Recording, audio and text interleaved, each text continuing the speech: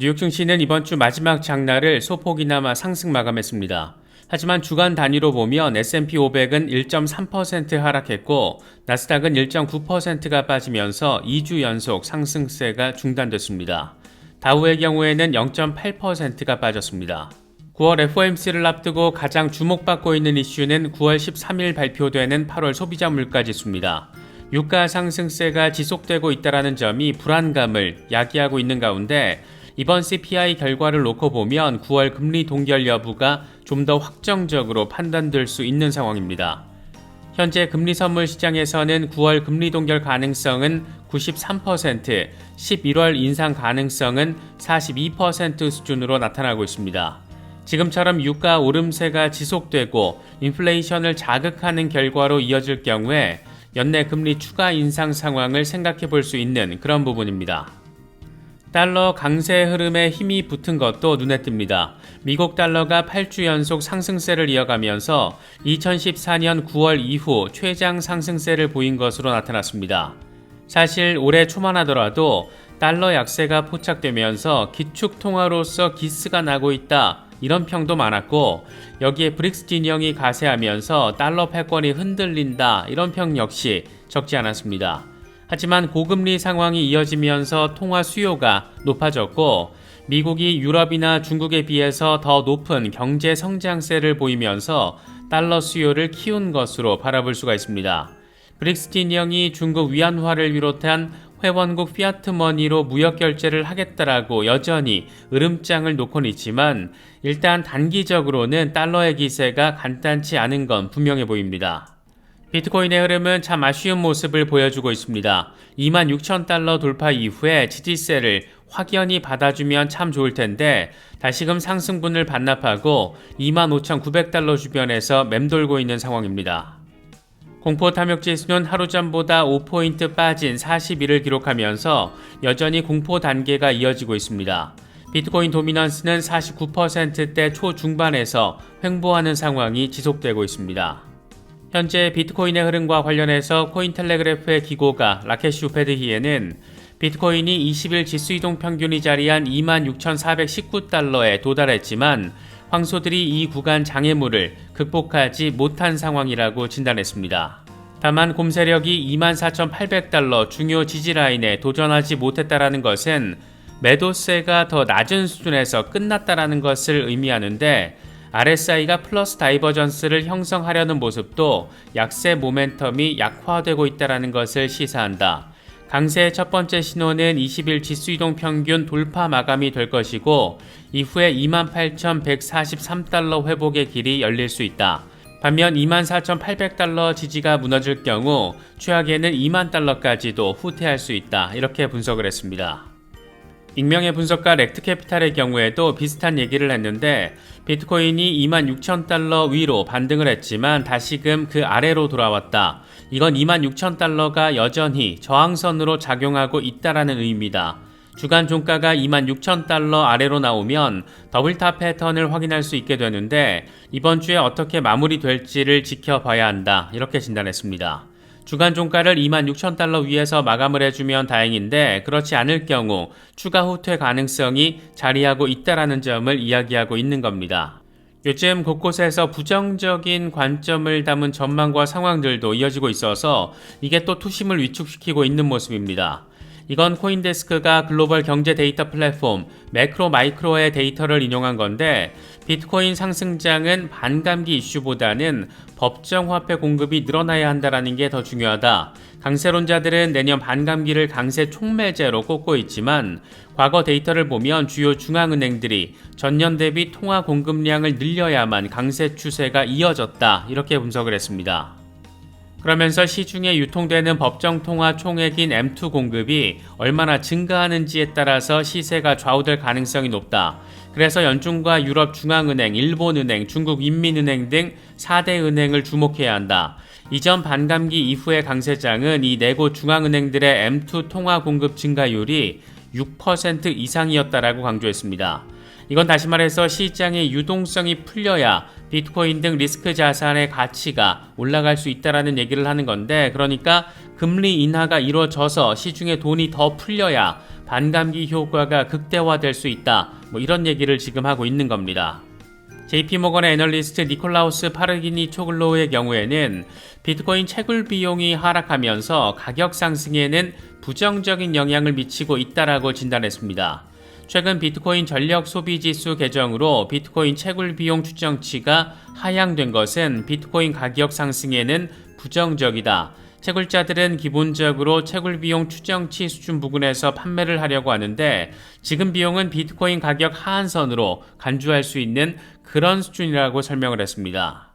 최근 JP모건은 비트코인 채굴 비용 추정치를 21,000달러에서 18,000달러로 내린 상태입니다.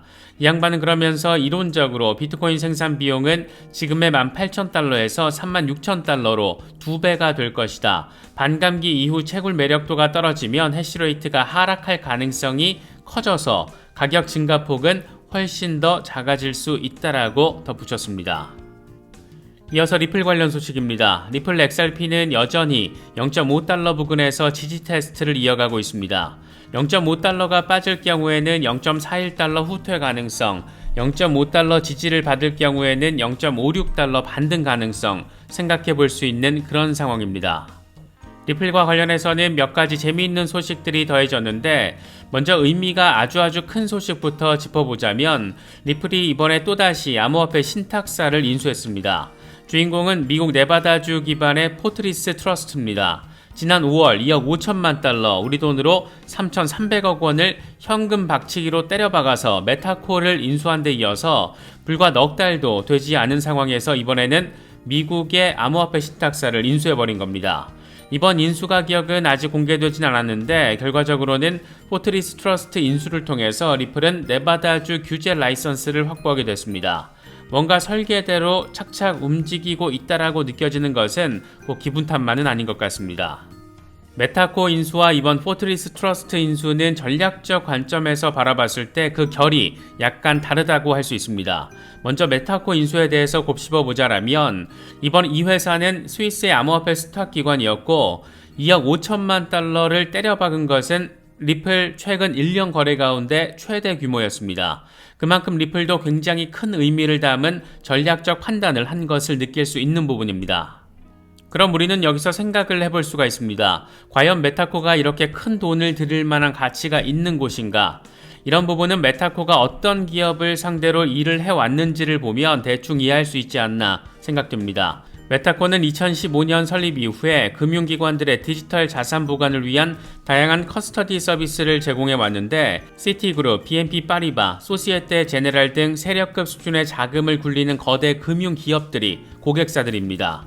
모두 국경 간 송금과 관련된 기업이라는 점에서 리플이 왜 지금 이 타이밍에 큰 돈을 들여서 메타코를 인수했던 건지 이해할 수 있는 부분입니다.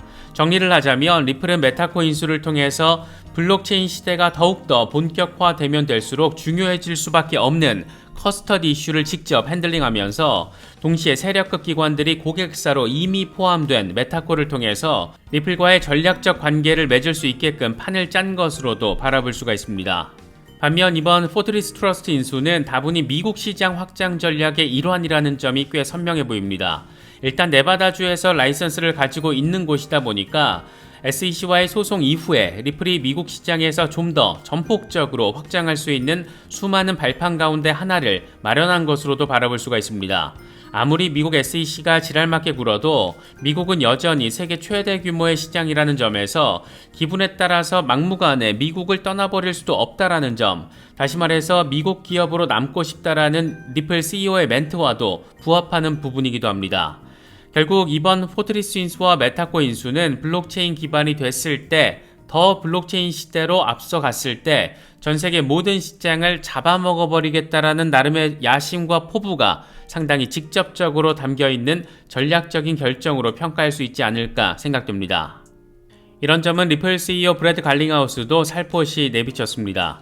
우리는 포트리스 트러스트 팀을 수년 동안 알고 지냈는데 설립 이후 몇 년 동안 이룬 성과는 가히 칭찬받아 마땅하다. 포트리스 팀과 함께 암호화폐 인프라 서비스 영역에서 리플이 어떻게 확장될지 기대된다. 이렇게 나름의 인수 소감을 밝혔습니다.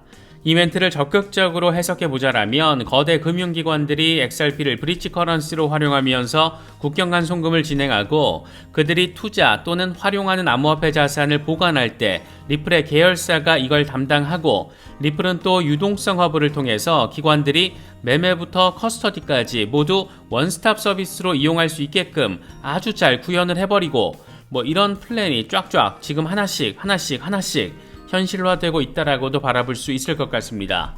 그러니까 이번 포트리스 인수는 리플이 나름 대형 사고를 제대로 친 것으로도 평가할 수 있는 부분이 아닐까 생각됩니다. 최근 암호화폐 커스터디 이슈는 암호화폐 업계 전반의 화두 가운데 하나입니다. 잊을만 하면 한 번씩 사고가 나기 때문인데 그래서 중장기 대응 전략을 추구하는 경우 일부 물량을 콜드 월렛에 보관을 하는 것이 리스크 관리 차원으로도 여겨지고 있는 그런 상황이기도 합니다. 개인적으로는 그래도 일부 물량은 내가 직접 내 금고에 보관을 하면서 리스크를 분산 관리하는 게 좀 더 속편한 방식이 아닌가 생각하고 있습니다. 그래서 저는 디센트 월렛의 일부를 보관하고 있는데 콜드 월렛에 관심이 있으신 분들은 저희 채널과 파트너십을 맺고 있는 디센트 월렛을 특별 할인 가격에 구매하실 수 있습니다. 콜드 월렛에 보관을 하면 내가 직접 관리를 한다라는 장점이 있는 반면 고액의 물량을 보관하실 경우에는 트래블 룰로 인해서 번거롭게 느껴질 수 있는 부분도 있으니까 이런 점들도 잘 참고하시면 좋겠습니다. 특정 거래소나 코인 이체 등과 관련해서는 디센트 고객센터를 통해서 확인하실 수 있습니다. 리플 소송과 관련한 속보 상황도 전해졌는데 SEC가 법원에 중간 항소와 관련한 답변서를 추가로 제출했습니다. 지난주 리플이 중간 항소 요청을 법원이 기각해야 한다라는 요청서를 공식 제출했었는데 이에 대한 반박 의견서를 낸 것에 해당합니다. SEC는 이번 문제는 업계 전반에 걸쳐 매우 중요하고 특별한 결과를 낳는다라며 중간 항소 승인이 이루어져야 한다라고 강조했습니다.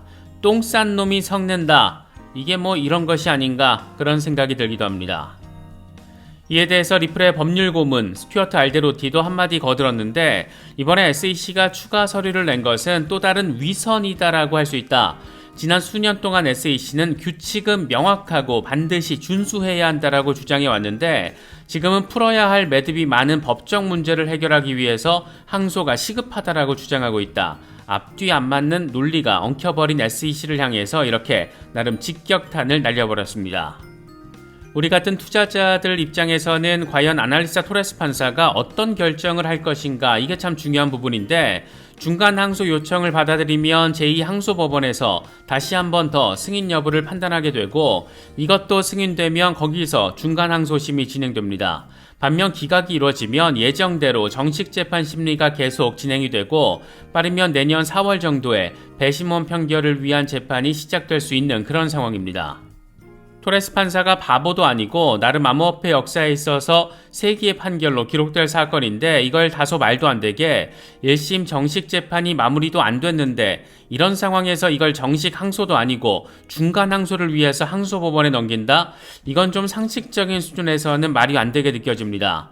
물론 정치적인 판단, 정무적인 판단 이따위 것들이 작용을 한다라면 어떻게 될지도 모르겠지만 상식적인 선에서 바라봤을 땐 그렇다라는 겁니다. 9월 중순 전후로 법원이 중간 항소에 대한 입장을 밝히지 않을까 그렇게 갈래타기를 한번 해주지 않을까 생각됐는데 결과에 따라서 단기적으로 XRP의 방향성에 있어서도 상당한 영향을 미치게 되지 않을까 싶습니다.